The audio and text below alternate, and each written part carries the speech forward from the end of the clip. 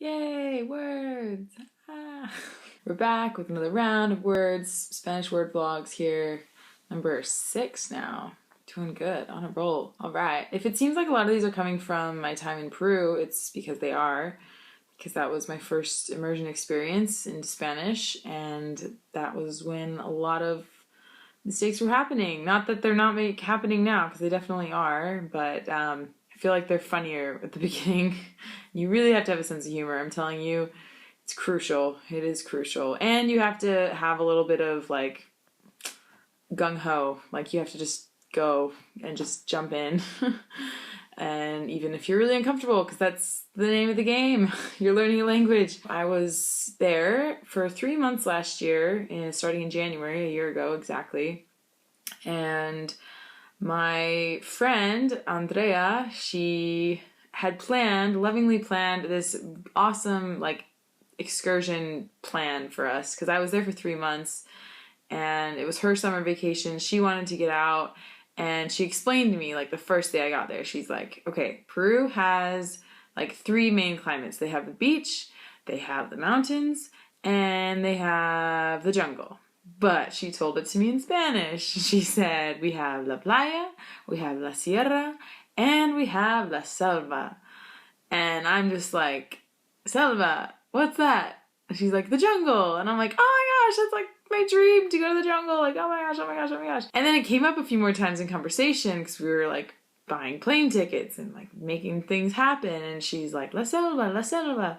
And every single time she said it, I was like, in my mouth, I was like, selva, selva. I mean, I can say it fine now, but she spelled it for me, and it's spelled S-E-L-V-A.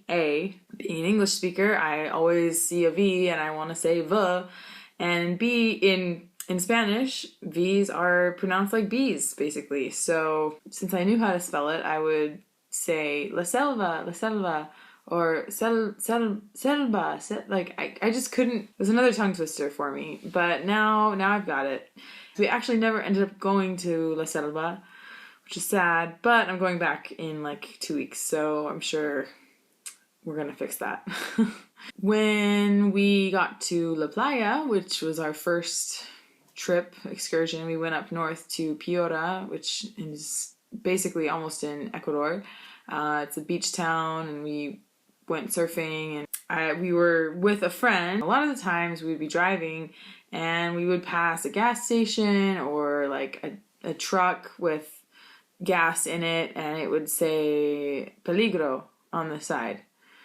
And like, this was my first 2 weeks in Peru, and I was just reading everything and just like soaking it all up and wanting to translate everything and punching everything into Google. I asked him, because I don't know why I didn't have my phone or what, but I asked him, I was like, what does peligro mean?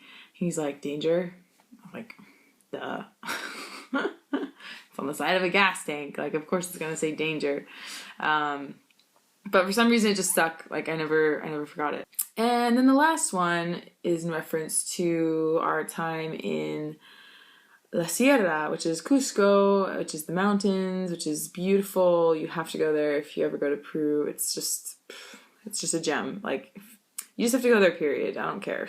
What ended up happening when I was in Cusco is I ended up having to go to the bus station and change my ticket quite a few times, because I just loved it so much and I couldn't get away. I think I went to the station like a total of maybe 5 times. It wasn't a big deal. It didn't cost anything, but it was just annoying to have to like go to the other side of town and change the ticket before the day of and everything. The key words being in that request: cambiar for change and boleto for ticket. But when I got to Spain and I said boleto for tickets in reference to airplanes and train tickets and movie tickets, no, I was corrected. It's either entrada or billete. And you just don't use boleto in Spain. They just don't use it. They understand you, but they're just like, no. I think that's really kind of frustrating about switching between Spain and South America is you get used to the accents, you get used to the words, and you change places, and all of a sudden people are correcting you, and you're like, but I speak good Spanish, I swear I do. And they're like, no, it's not mobile, it's celular. Or no, it's not chulo. What's chulo? It's chévere or like whatever. Like there's so many words that don't go back and forth, and just like in English with the UK and with America and even other around the US, there's lots of words that you use in one place and you don't use in another. That's what I have for you today, and I hope you liked it. As always, let me know. Comment down below. Give me some feedback, and I'll see you next time. Adios, amigos.